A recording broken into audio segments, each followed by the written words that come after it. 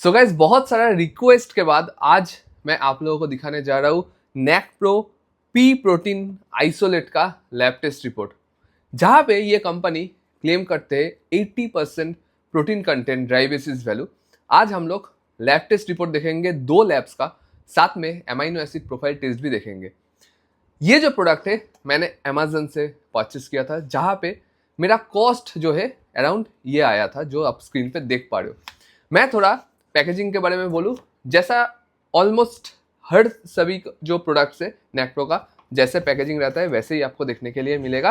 और ये एक वेगन प्रोटीन है, जिसलिए इसका पैकेजिंग जो है ग्रीन कलर में आते हैं, ये थीम है।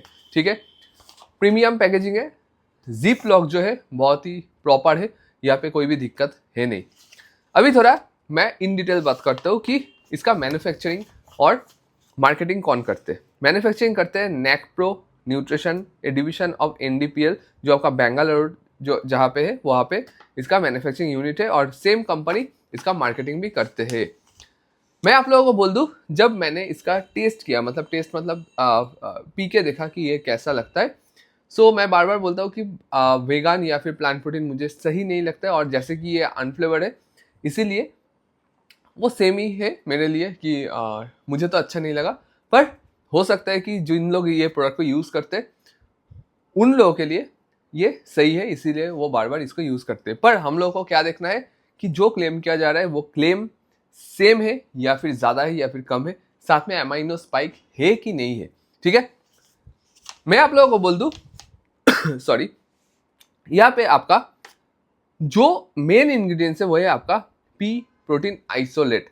इसको छोड़ के इसके अंदर और कुछ भी इंग्रेडिएंट्स डाला नहीं गया। ठीक है, कंपनी बोल रहा है कि पर 100 ग्राम में आपको 80% प्रोटीन मिलेगा। तो आप अगर एक सर्विंग लेते हो जिसका नाप है आपका 36 ग्राम्स, वहाँ पे आपको मिलेगा 28.80 ग्राम्स के आसपास। टोटल कार्बोहाइड्रेट 1.08 ग्राम्स, क्योंकि एक आइसोलेट है इसीलिए इसका कार्बोहाइड्रेट का मात्रा कम है। एडेड शुगर 0 है। टोटल फैट 2.16 ग्राम्स के आसपास है।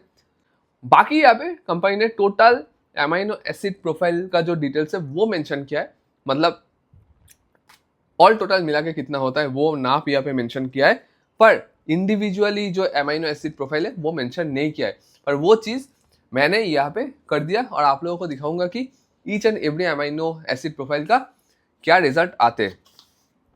ये आपका है सिर्फ और सिर्फ पी प्रोटीन आइसोलेट। बहुत जन को सोया प्रोटीन आइसोलेट अच्छा नहीं लगता है, बहुत जन को ब्राउन राइस प्रोटीन आइसोलेट अच्छा नहीं लगता है, ब्लेंड अच्छा नहीं लगता है, तब जाके आप इसको कंसिडर कर सकते हो। पर ये लैब टेस्ट रिपोर्ट जो है वो पहले आप देख लो। सो कंपनी का कितना क्लेम था? 80%। और जब मेरा पहला लैब टेस्ट रिपोर्ट आया अमृतसर का एक लैब से, उसमें आया है आपका 58% के आसपास। ये आपका एज इज वैल्यू है। अगर आप इसको ड्राई बेसिस वैल्यू में कन्वर्ट करते हो, मॉइस्चर ऐड करते हो, 5% ऐड कर लीजिए मॉइस्चर, आपका होता है 63 पॉइंट समथिंग आपका परसेंटेज पर 100 ग्राम्स का बात कर रहे हो।